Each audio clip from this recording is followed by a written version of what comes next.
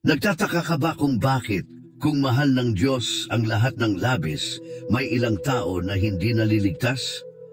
Nagpapaisip sa atin ang tanong na ito kung paano gumagana ang pag-ibig ng Diyos. Ang pag-ibig ng Diyos ay malaki at pare-pareho, ngunit iginagalang din niya ang kanyang mga tuntunin. Sa Kristyanismo, pinaniniwalaan na nais ng Diyos na maligtas ang lahat, anuman ang kanilang kasarian, edad, o lahi. Sa 2 Timoteo, Kabanata 4 ng Biblia, sinasabi na nais ng Diyos na maligtas ang lahat at malaman ang katotohanan. Ngunit ano ang masasabi natin tungkol sa mga tila malayo sa kaligtasan? Ngayon, tatalakayin ko ang 7 grupo na maaaring mahirapan sa paghahanap ng kaligtasan. Mahalagang magbayad ng pansin. Ang ilan sa atin ay maaaring makaharap ng mga balakid na kung hindi malalampasan ay pipigil sa atin na makamit ang kaligtasan. Kaya manatiling gising at mag-isip-isip tayo sa ating sarili. Naglalarawan ba ang alinman sa mga ito sa ating espiritual na landas? Ang sagot ay maaaring makatulong sa atin na mas maunawaan ang pag-ibig ng Diyos at kung ano talaga ang ibig sabihin ng kaligtasan. Hinihikayat ko ang lahat na panoorin ang detalyadong video na ito, magdasal at tumanggap ng mga biyaya para sa inyo, sa inyong mga pamilya at sa inyong mga kaibigan. Bago tayo magsimula sa talakayan, humihingi ako ng inyong tulong, pakiusap, i-like ang video na ito, mag-subscribe sa aming channel, at ibahagi ang mensaheng ito. Ang bawat kilos ninyo ay tumutulong sa pagpapalaganap ng Ebanghelyo na umaabot sa mas maraming tao at nagpapalakas ng impluensya ng Diyos sa mundo. Mga minamahal na kapatid, kailangan nating harapin ang isang nakakagulat na katotohanan. Hindi lahat sa mundong ito ay maaaring o maliligtas. Ang katotohanan ito ay isang babala, lalo na para sa mga regular na pumupunta sa simbahan. Ang pagdalo sa misa tuwing linggo, pagiging aktibo sa komunidad, pagbibigay ng pera, pag-angkin na ikaw ay Kristiyano, pakikipag-usap ng may respeto, o pagiging binyagan ay hindi ginagarantiyahan ang kaligtasan. Sinasabi sa Biblia sa Mateo 7:21-22, na binalaan ni Jesus na sa araw ng paghuhukom, marami ang magsasabing gumawa sila ng mga himala sa kanyang pangalan, ngunit sasabihin niya sa kanila na hindi niya sila kilala at kailangan nilang umalis dahil gumawa sila ng mga maling bagay. Ang babalang ito ay nag-aanyaya sa atin na pag-isipan ang ating relasyon sa Diyos at kung ano ang mangyayari kapag nakaharap natin siya sa araw ng paghuhukom. Itanong natin sa ating sarili, kung babalik si Jesus ngayon, handa at karapat-dapat kaya tayo, nakasuot ng kanyang kabutihan at walang sala? Mahalagang pag-isipan ito para sa ating espiritual na paglalakbay. Nagpapasalamat tayo para sa pagkakataong panoorin ang video na ito, lalo na sa isang mahalagang panahon. Tulad ng sinabi sa 2 Corintios 5:10, lahat tayo ay haharap kay Jesus upang husgahan para sa ating mga ginawa, mabuti man o masama. Ngayon, pag-isipan natin ang 7 uri ng mga tao na inilalarawan sa Biblia na itinuturing na lampas sa kaligtasan. Ang unang grupo na pag-uusapan natin ay ang mga hindi naniniwala. Sino sila? Sila ang mga taong hindi naniniwala sa kwento ni Jesus. Ang kanyang kapanganakan, kamatayan, paglilibing at muling pagkabuhay. Ayon sa Biblia, ang mga taong ito ay hindi maaaring maligtas. Ang tanging paraan para mapatawad ay magkaroon ng pananampalataya sa Diyos. Walang pananampalatayang ito, walang makakalaya mula sa kasalanan at sa kontrol ni Satanas. Ang kaligtasan ay dumarating lamang sa pamamagitan ng pananampalataya sa Diyos at pagtanggap kay Hesukristo bilang kanyang anak. Marahil pamilyar ka sa talata ng Juan 3:16 na nagsasabi kung gaano kamahal ng Diyos ang sangkatauhan.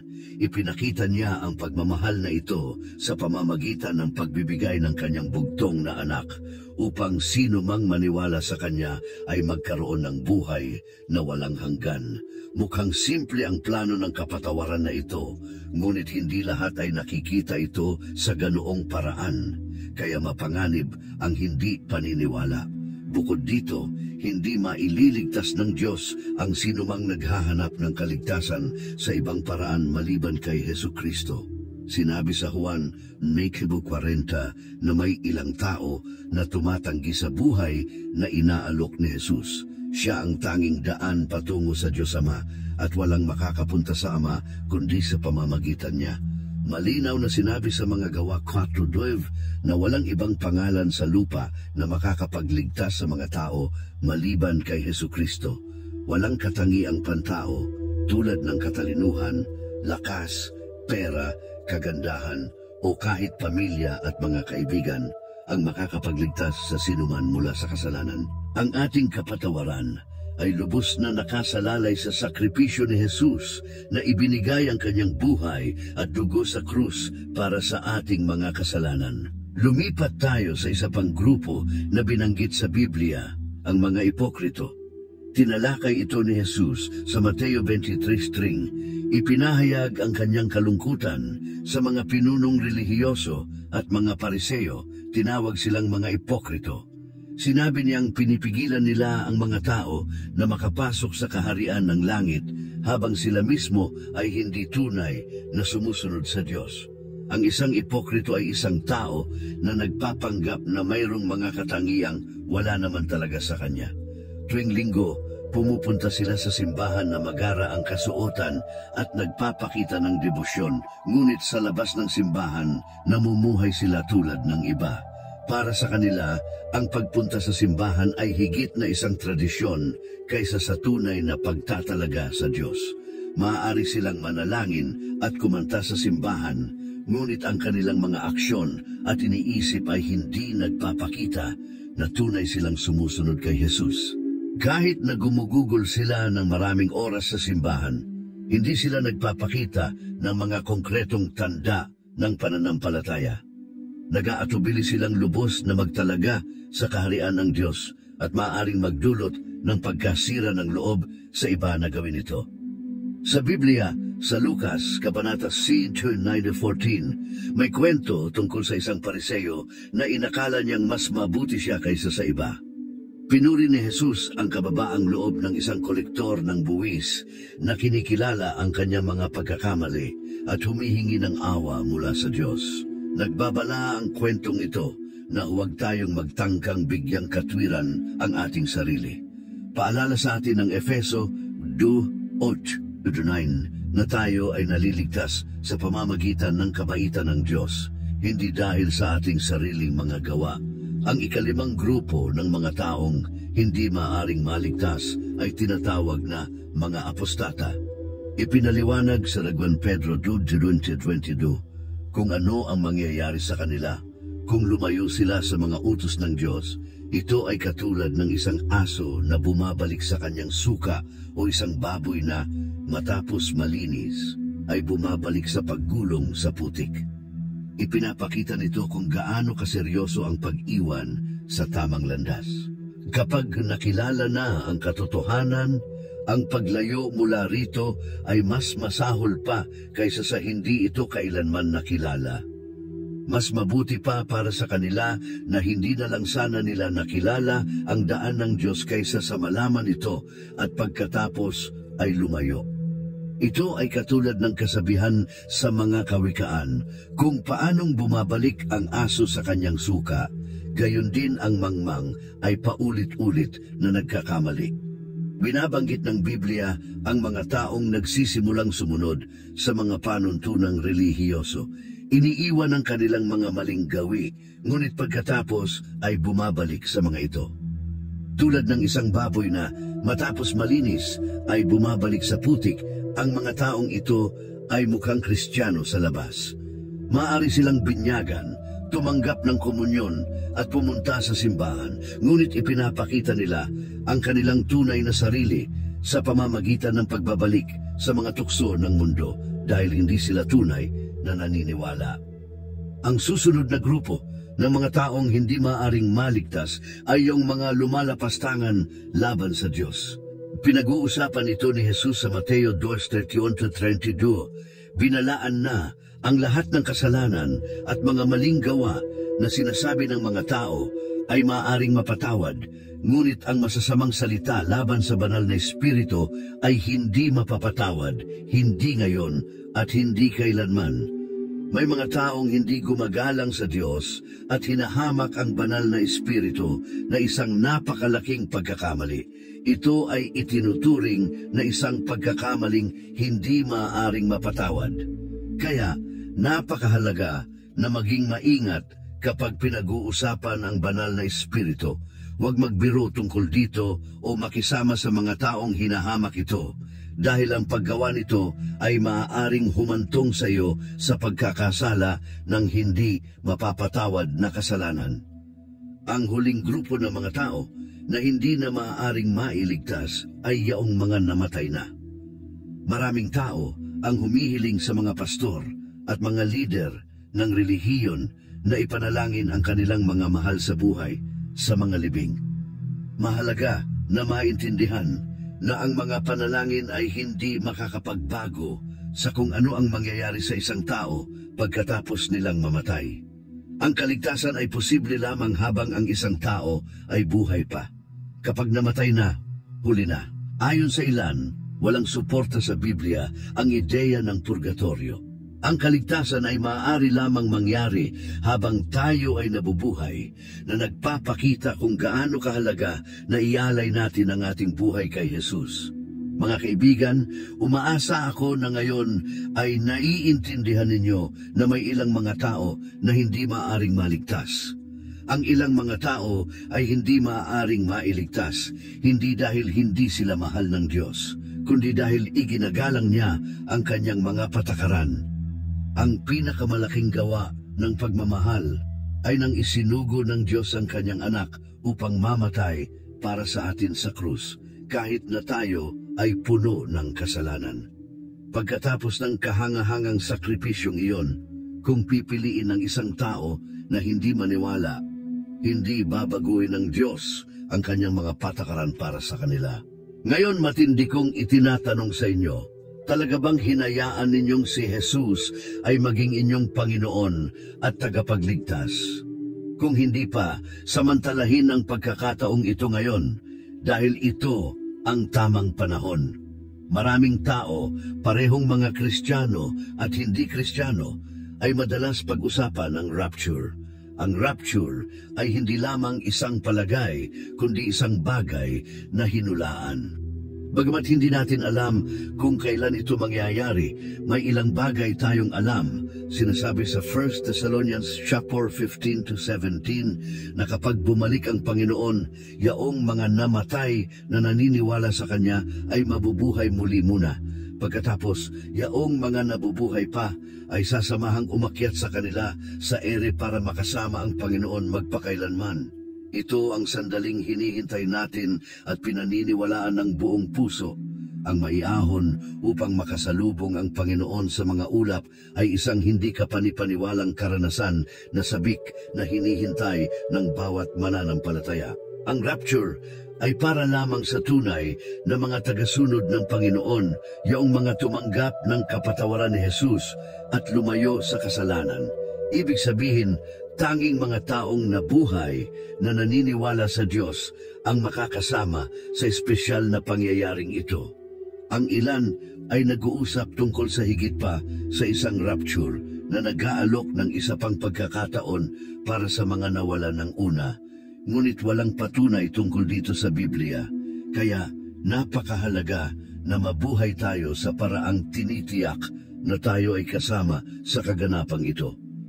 Ang rapture ay mangyayari lamang minsan at kung may mawawala, kailangan nilang harapin ang mga mahihirap na panahon at pag-uusig na darating na hinaharap ang mga hamon ng Antikristo.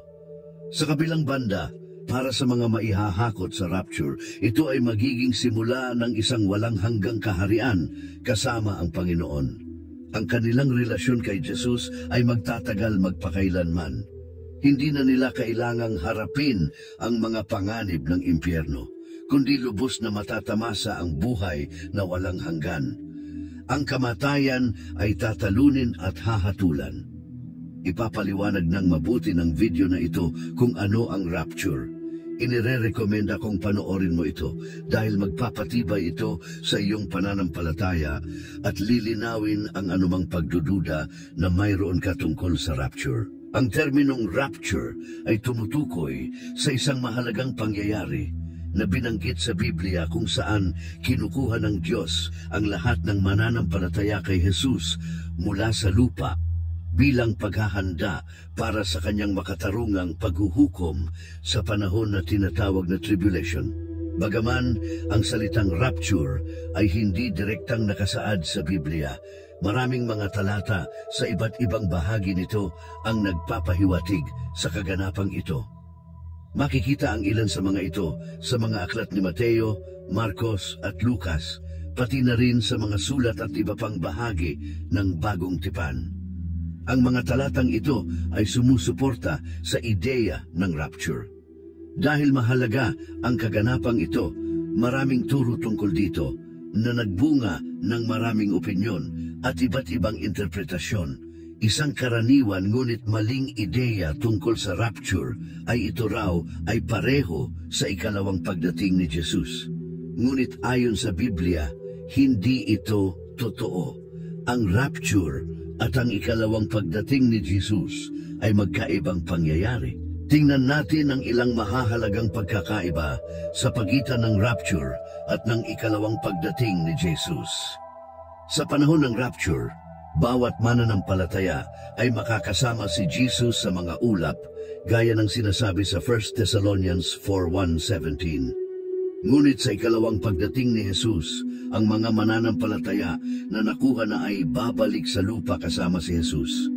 Babalik si Jesus sa lupa upang hatulan ang mga sumunod sa Antikristo at tumanggap ng marka ng halimaw upang talunin ang Antikristo at si Satanas at upang maghari ng 1,000 taon gaya ng inilarawan sa Apokalipsis 19 at 20. Ito ay naiiba sa rapture. Ang rapture ay kapag kinuha ang mga mananampalataya mula sa lupa upang makipagtagpo kay Jesus sa mga ulap. Ang ikalawang pagdating ay kapag bumalik si Jesus kasama ang mga mananampalataya na nakuha upang hatulan ng mga naiwan at ikulong ang dyablo ng 1,000 taon. Ang rapture ay magaganap ng mabilis, habang ang ikalawang pagdating ay makikita ng lahat. Gaya ng sinabi sa 1 Corinthians 15:52, kapag tumunog ang trumpeta, ang mga patay ay babangon at tayo na nabubuhay ay magbabago. Ang rapture ay mangyayari biglaan, ikinagulat ng mga mananampalataya, samantalang ang ikalawang pagdating ay malinaw sa lahat. Gaya ng sinabi sa Mateo 24:37. Gaya ng kidlat na tumatawid mula silangan hanggang kanluran, gayon din ang pagdating ng anak ng tao. Ang rapture ay maaaring mangyari anumang oras, ngunit ang ikalawang pagdating ay mangyayari lamang pagkatapos ng tiyak na mga pangyayari sa huling panahon. Kaya naman ang rapture ay nauna.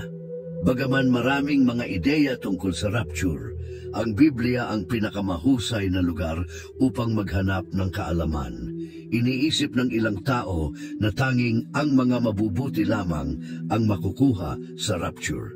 Ngunit sinasabi ng Biblia na ito ay para sa sinumang naniniwala kay Jesus. Mayroong mga taong gumagawa ng mabuti at sumusunod sa mga patakaran, ngunit kung hindi nila itineklara na si Jesus ay kanilang Panginoon, maaaring hindi sila makasama. Nag-aalok ang Biblia ng pag-asa at ginhawa, lalo na para sa mga nawalan ng mga mahal sa buhay na naniniwala kay Jesus. Ang Biblia ay nagsasabi na kapag naganap ang rapture, ang mga namatay na naniniwala kay Jesus ang unang babangon. Kaya, kung mayroon kang nawalang mahal sa buhay na may pananampalataya kay Jesus, sila ay kabilang sa mga unang babangon at makakasama ang Panginoon sa panahon ng rapture. Ito ay talagang nakapagpapasigla at nagdadala ng kagalakan sa ating mga puso. Ngayon, baka nagtataka ka, maaari ba tayong maghanda para sa rapture? May magagawa ba tayo upang maghanda para sa dakilang pangyayaring ito? Ang sagot ay tiyak na oo. Hayaan mong ipaliwanag ko kung paano maghanda para sa rapture. Isang mahalagang paraan ay ang mabuhay ng isang buhay ng pananampalataya at gawin ng tama. Alalahanin ang tanong ni Jesus sa Lucas 18:8. Ngunit kapag dumating ang anak ng tao, makakakita kaya siya ng pananampalataya sa lupa? Kaya gumawa ng mga bagay na makakatulong sa iyong pananampalataya na lumago at mamuhay ng mabuting buhay. Huwag hayaang sabihin sa iyo ng sinuman na ang pagkakaroon ng pananampalataya at paggawa ng mabuti ay hindi mahalaga. Huwag lang pag-usapan ang tungkol sa paggawa ng tama, gawin ito talaga sa tulong at karunungan ng Diyos. Isa pang paraan para maging handa para sa rapture ay pag-aaral at pag-unawa sa sinasabi ng Biblia.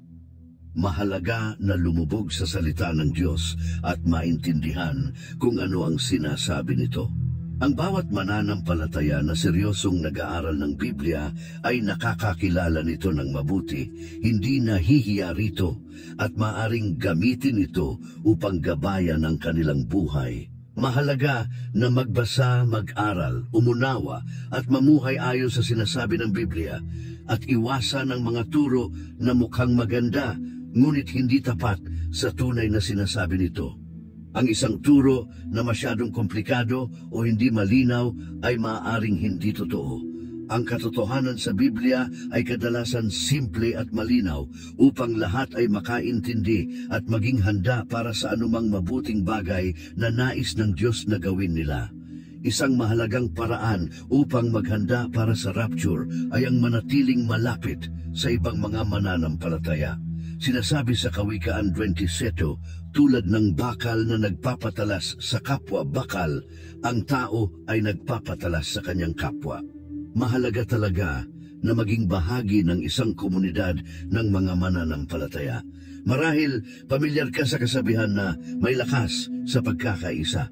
Hinihikayat tayo ng Biblia na huwag tigilan ang pakikipagkita sa ibang mga mananampalataya at huwag mag-isolate. Ang pagiging mag-isa at malayo sa iba ay hindi ang nais ng Diyos. Ito ay isang lansihin ng kaaway. Isa pang paraan para maghanda sa rapture ay ang taus-pusong manalangin para sa gabay at lakas habang tayo ay nabubuhay sa mga huling araw na ito. Ang pananalangin ay nakakatulong upang manatili tayong malapit sa Diyos. Lalo na kapag pakiramdam natin ay nag-iisa tayo.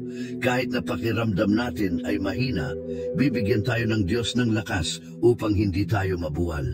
Habang ikaw ay naghahanda para sa rapture, tandaan na ipinapakita sa atin ng Diyos ang mga palatandaan upang gabayan tayo. Hindi tinukoy ng Biblia kung kailan magaganap ang rapture, ngunit pinapaalalahanan tayo na magbantay sa mga palatandaan ng mga huling araw. Sinabi ni Jesus ang tungkol sa mga palatandaang ito at sinabing maging mapagbantay. Dahil inilarawan ni Jesus ang mga pangyayaring ito, mahalaga na bigyang pansin natin ang sinasabi ng Biblia kung paano mabuhay sa mga panahong ito. Tulad ng sinabi ni Jesus sa Mateo 10:33, kapag nakita ninyo ang lahat ng ito, malalaman ninyong malapit na ito, nasa pintuan na. Sa video na ito, susuriin ko ang 3 mahahalagang turo ni Jesus at kung paano ito naaangkop ngayon sa mga Kristiyano. Sinabi ni Jesus sa Mateo 1:36 na tayo ay pagpapalain kung ginagawa natin ang gusto niya sa kanyang pagbabalik. Pag-usapan ang kanyang pagbabalik, itinakda ni Jesus ang tunay na katapatan bilang aktibong pagtupad sa kanyang mga hinihiling. Nangako siya ng pagpapala sa mga gumagawa ng gusto niya. Ngunit ano nga ba ang ibig sabihin ng gawin ang gusto niya? Ano ang dapat nating gawin sa kanyang pagbabalik? Ang pagiging tapat ngayon ay nangangahulugang pagtupad sa mga gawain na iniatas ni Jesus sa mga mananampalataya. Kasama rito ang pag-alala sa gawain na ibinigay niya hanggang sa kanyang maluwalhating pagbabalik. Ipinakita ni Jesus ang konseptong ito sa talinghaga ng mga talento. Ang matagpuang ginagawa ang gusto niya ay nangangahulugang aktibong paglahok at pagtatalaga sa misyon na ipinagkatiwala sa atin. Isinasagawa ito ng maayos habang sabik tayong naghihintay sa kanyang pagbabalik. Isa sa ating mga responsibilidad ay ang pagpapalaganap ng mensahe ng Ebanghelyo. Inatasan ni Jesus ang bawat isa niyang tagasunod na ibahagi ang mabuting balita ng Ebanghelyo bilang bahagi ng dakilang utos. Nangangahulugan ito na bawat mananampalataya ay tinatawagang magsalita tungkol sa Kanya at sa Kanyang kaharian. Kahit na may humigit kumulang 8 bilyong tao sa mundo, dapat tayong magpatuloy sa pagpapalaganap ng mensahe ng kaharian ng Diyos sa kabila ng mga pagsubok o hadlang.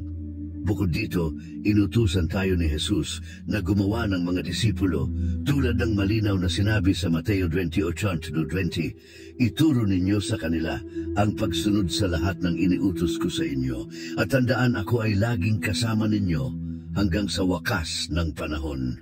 Ngayon, may malaking pangangailangan para sa mas maraming disipulo at nais ni Jesus na ang bawat isa niyang tagasunod ay makatulong sa pagpaparami ng mga disipulo at sa pagpapalawak ng gawain ng kanyang kaharian. Tanging ang mga disipulo lamang ang makakagawa ng iba pang disipulo. Mayroong matinding pangangailangan para sa higit pang mga manggagawa para sa kaharian ng Diyos ngayon. Kapag tayo ay nagsisikap na mapalapit ang mga tao sa Diyos, mahalin siya, paglingkuran siya, at ipakita kung sino siya, ginagawa natin ang iniutos sa atin ni Jesus.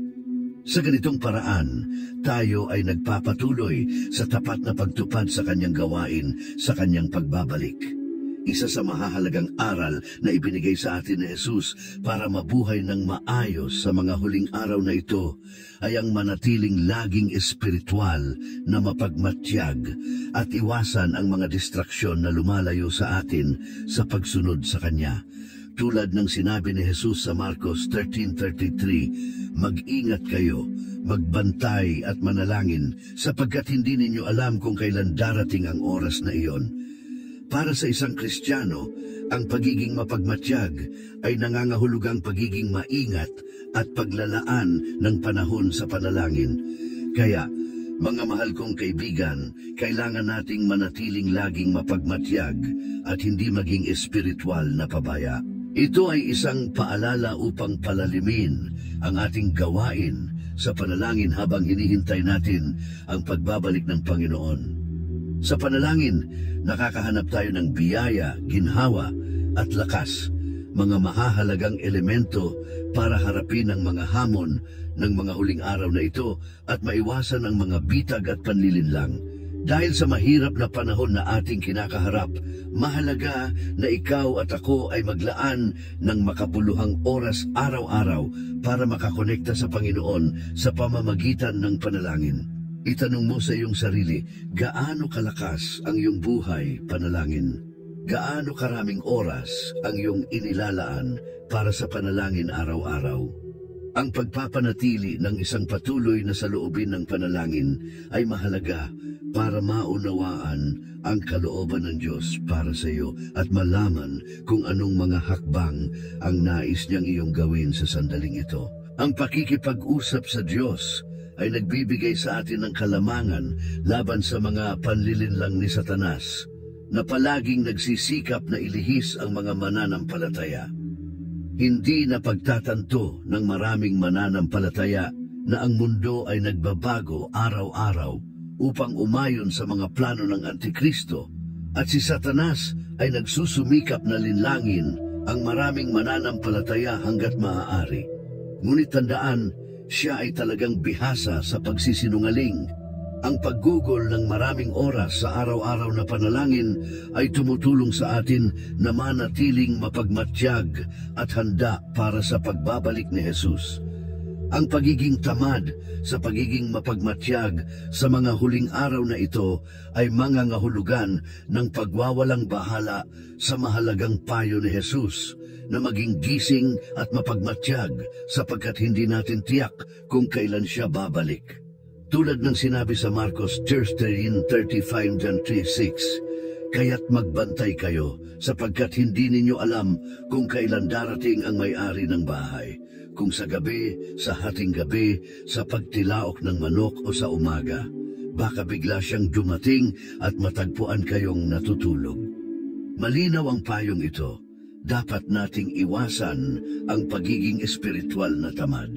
Dito, ang pagtulog ay hindi nangangahulugan ng pisikal na pahinga, kundi ang pagiging espiritual na pabaya at tamad. Kaya sa panahong ito ng kawalan ng katiyakan at pagbabago, talagang mahalaga na seryosohin natin ang payong ito at manatiling mapagmatyag at manalangin. Hindi natin alam kung kailan eksaktong babalik si Jesus. Ang pagiging espiritual na mapagmatyag at maingat ay mahalaga upang hindi tayo mahuli na hindi handa at upang maging handa tayong harapin ang anumang hamon na darating sa atin. Si Jesus, sa kanyang mga tagubilin kung paano mabuhay sa mga huling panahong ito, ay binibigyang diin ito.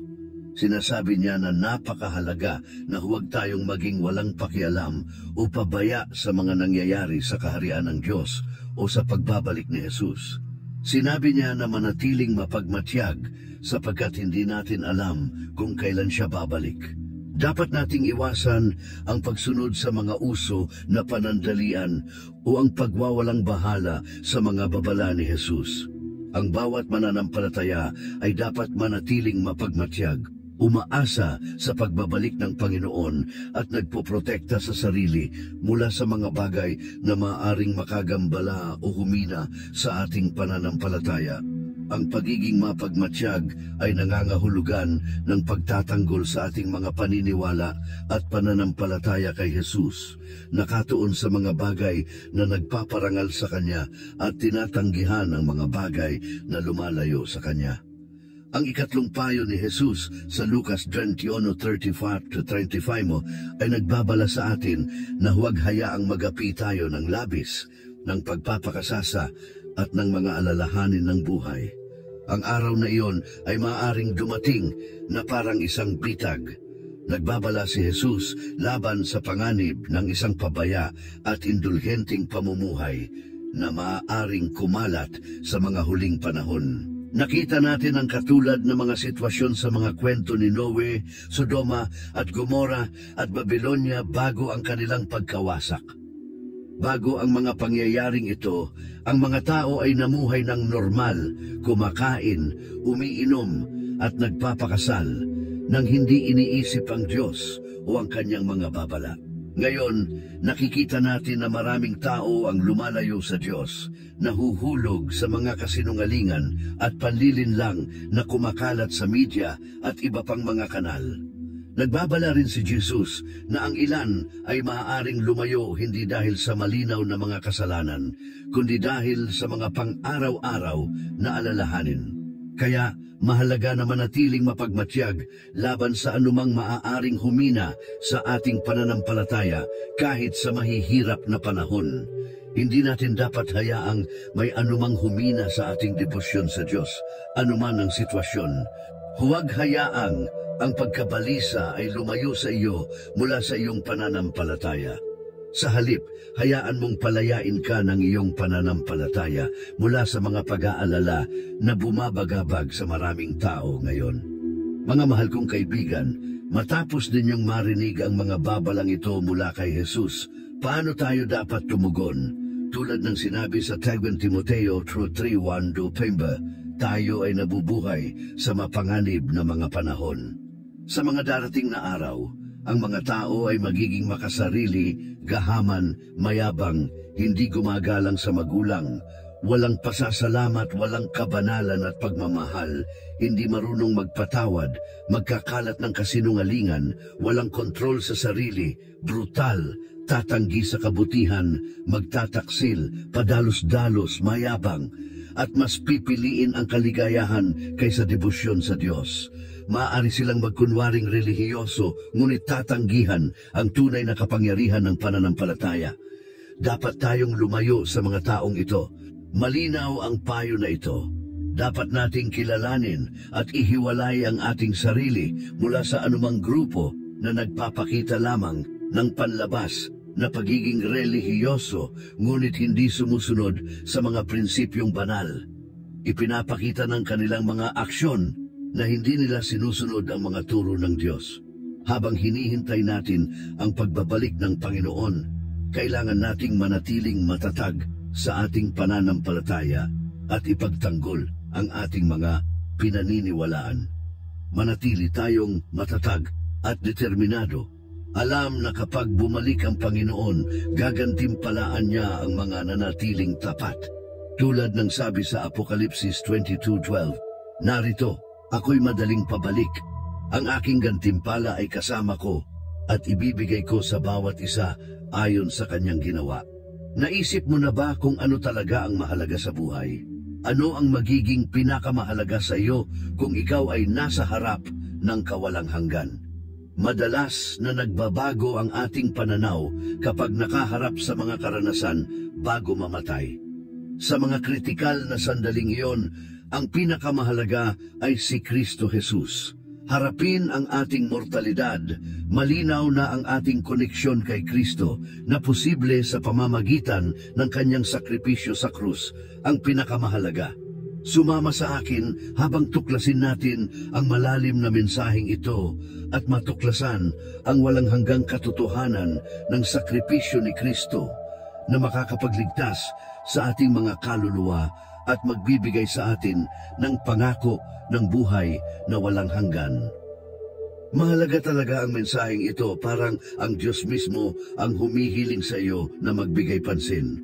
Huwag itong baliwalain. Buksan ang iyong puso at yakapin ito ng buong ngayon. Ang pag-iisip tungkol sa hinaharap ay maaaring hindi tiyak, ngunit alalahanin natin ang matalinong mga salita mula sa Galatia 6:14 na hinihimok tayo na ipagmalaki ang sakripisyo ni Jesus sa krus. Sa akin naman, huwag nawang magkaroon ng ibang ipagmamalaki kundi ang krus ng ating Panginoong Hesukristo. Sa pamamagitan nito'y ipinako sa krus ang mundo para sa akin at ako para sa mundo. Kapag iniisip natin ang kawalang hanggan, ang mga bagay na karaniwan nating pinapahalagahan ay tila hindi na gaanong mahalaga. Isipin mo ang isang taong nalaman na siya ay malapit ng mamatay, para itong isang negosyante na nagpaplano ng isang malaking pagpupulong sa susunod na linggo. Kapag na-realize niya na maikli na lang ang kanyang oras, ang pagpupulong na iyon ay hindi na tila mahalaga.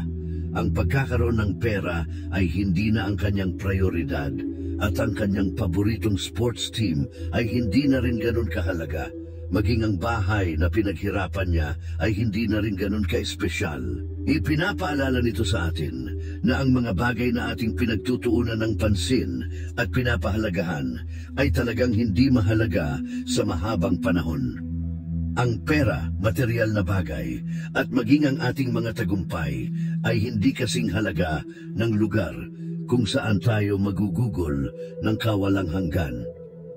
Ang tanging bagay na tunay na mahalaga ay si Jesus at ang kanyang ginawa sa krus, dahil ito ang magdedesisyon kung saan tayo magtatagal magpakailanman.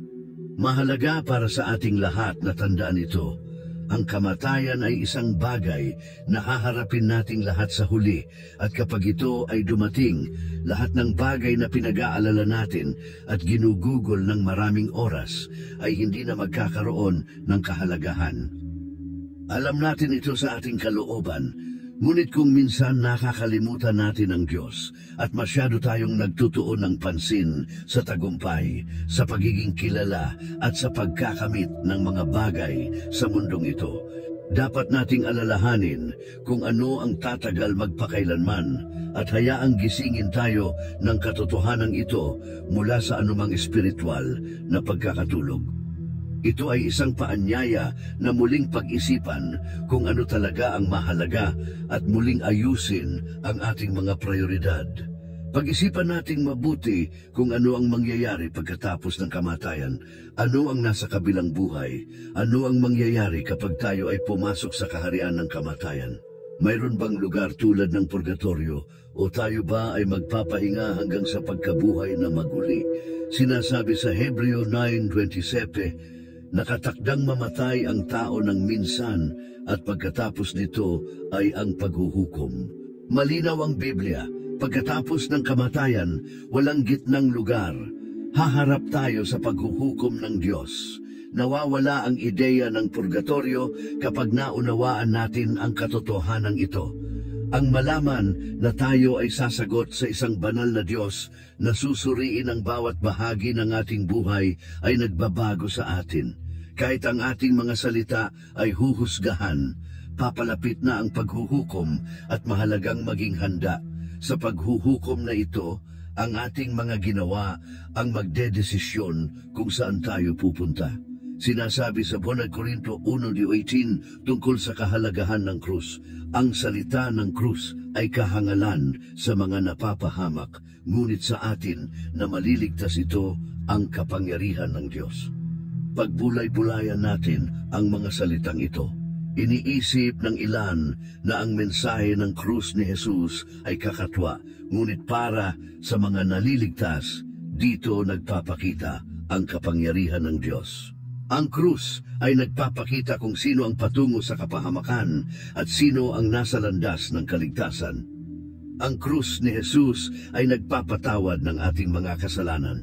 Kung wala ang nangyari doon at ang muling pagkabuhay, wala tayong paraan upang maligtas. Tulad ng sinabi ni Pablo sa Galatia 6, sa akin naman, huwag nawang magkaroon ng ibang ipagmamalaki, kundi ang krus ng ating Panginoong Hesukristo. Nais niya na magtuon tayo ng pansin kay Jesus, magtiwala sa krus, at magkaroon ng pananampalataya sa nagligtas sa atin. Ang krus ay nagbibigay sa atin ng pag-asa at nagpapaalala sa atin ng pagmamahal at sakripisyo na nagdala sa atin ng kaligtasan. Sa ating pang-araw-araw na buhay, palaging may ingay at mga distraksyon na nagpapadali upang makalimutan natin ang kahulugan ng krus.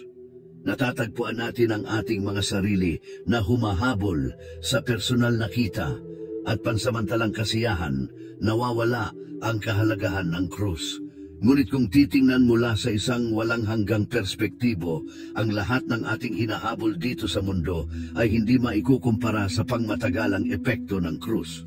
Ang krus ay naghihiwalay sa mga taong nakatadhana sa mga problema mula sa mga naliligtas. Pinatatawad nito ang ating mga kasalanan. Sa gitna ng mga taas at baba ng buhay, ipinaalala sa atin ng mga turo ng mga apostol na panatilihin ang ating focus sa kapangyarihan ng krus.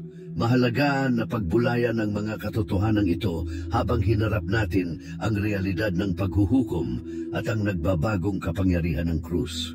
Sa isang mundo na puno ng mga distraksyon, palaging may mga bagay na umaagaw sa ating pansin mula sa krus. Mahalaga na panatilihin ang krus sa sentro ng ating buhay. Ito ay tumutulong sa atin na maiwasan ang pagkakulong sa maliliit na bagay na hindi talaga mahalaga at maalala kung ano ang tunay na mahalaga at walang hanggan. Minsan sinasabi sa atin ng lipunan na umasa sa ating kabutihan at ipagmalaki kung gaano tayo kabuti. Ito ay maaaring magpahiwatig sa atin na tayo ay dakila dahil lamang sa ginagawa natin ang mabuti, nag-aalaga sa ating mga pamilya, tumutulong sa ating mga komunidad o mahusay na namamahala ng ating pera. Ngunit ang ganitong uri ng pag-iisip ay maaaring magbaluktot ng katotohanan tungkol sa kung sino talaga tayo. Ang ganitong paraan ng pag-iisip ay karaniwan sa buong mundo. Kahit sa mga hindi sumusunod sa anumang relihiyon, marami ang hindi nakikilala ang kanilang mga pagkakamali at ang mga kahihinatnan nito. Hindi nila nakikita ang mahalagang aral ng Roma 3:23. Lahat ay nagkasala at nagkulang sa kaluwalhatian ng Diyos. O ng Roma 6:23, ang kabayaran ng kasalanan ay kamatayan, ngunit ang libreng kaloob ng Diyos ay buhay na walang hanggan kay Kristo Jesus, ating Panginoon. Ang ideya na lahat ay nagkakasala ay sentral sa Biblia na nagmumula pa kina Adan at Eva. Marami ang hindi nakikita ang katotohanan ito dahil iniisip nila na sapat na ang kanilang kabutihan kahit wala ang Diyos. Iniisip nila ang kasalanan bilang mga malalaking masamang bagay tulad ng mga krimen. Ngunit sinasabi ng Biblia na lahat tayo ay hindi nakakasunod sa gusto ng Diyos. Hindi mahalaga kung gaano tayo kaganda sa paningin ng iba. Ito ay isang katotohanan na mahirap tanggapin para sa ilan. Kapag natuklasan ng mga tao na hindi sila kasing buti ng kanilang inaakala, maaari nilang tanggihan ang ideyang ito at patuloy na maniwala na sila ay tama. Kaya kapag narinig nila ang mabuting balita tungkol kay Jesus at kung paano niya tayo inililigtas mula sa ating mga kasalanan, maaring hindi nila ito maintindihan o isipin na ito ay katawa-tawa. Ang paglaban na ito ay nagmumula sa hindi pagtanggap na kailangan nila ng kaligtasan. Ang ideya ng pagiging ligtas ay hindi tila mahalaga o totoo para sa kanila. Sa halip, umaasa sila sa kanilang sariling mabubuting gawa at iniisip na ito ay sapat upang mapasaya ang Diyos. Nadadaya sila sa pag-iisip na ang mensahe ng krus ni Jesus ay walang halaga at umaasa sa kanilang sarili para maging matuwid. Patuloy na itinataguyod ng mundo ang ideyang ito, pinaniniwalaan na hindi mahalaga ang krus. Ngunit mahalaga na makita natin ang kasinungalingang ito at tanggapin na hindi natin kayang maging matuwid sa harap ng Diyos sa ating sarili. Dapat nating aminin na ang ating kabutihan ay hindi sapat para iligtas tayo. Maliwanag na ngayon na ang mga tao ay hindi nagbibigay ng sapat na halaga sa buhay.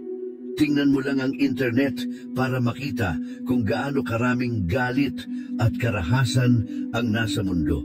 Malaki ang pagtaas ng mga pagpatay, digmaan at terorismo higit pa sa nakita natin sa nakaraang 100 taon.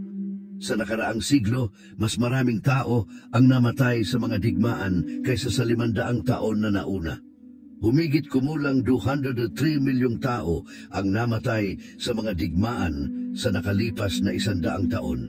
Humigit kumulang 2 milyong bata ang napatay at 4 o 5 milyon pa ang nasugatan sa nakaraang 10 taon dahil sa mga labanan. Kapag nakikita natin ang lahat ng ito, mahirap hindi isipin ang paghuhukom ng Diyos. Maniwala man tayo sa rapture o simpleng nag-iisip tungkol sa mangyayari pagkatapos ng kamatayan, ang malaking tanong ay, handa ba tayong makaharap sa Diyos? May tunay ba tayong relasyon kay Jesus? Dapat nating kalimutan ang mga bagay sa buhay na ito na talagang hindi mahalaga. Ang pinakamahalaga ay ang ating relasyon kay Jesus. Ang ating pera, katayuan sa lipunan, ilang followers na mayroon tayo sa social media, lahat ng ito ay hindi kasing halaga ng mangyayari sa ating mga kaluluwa. Ngayon ang panahon para ibigay ang ating mga puso sa Diyos, humingi ng tawad para sa mga maling bagay na ating nagawa, at manatiling tapat sa katotohanan kahit mahirap. Humingi tayo sa Diyos ng tulong upang mas mag-alala tayo sa mga bagay na espiritual at makalaya mula sa mga negatibong bagay na pumapaligid sa atin.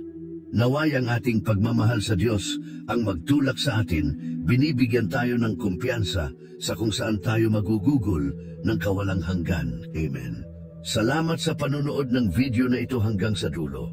Pinahahalagahan namin ang inyong oras at ang atensyong inilaan sa mga mahahalagang mensaheng ito.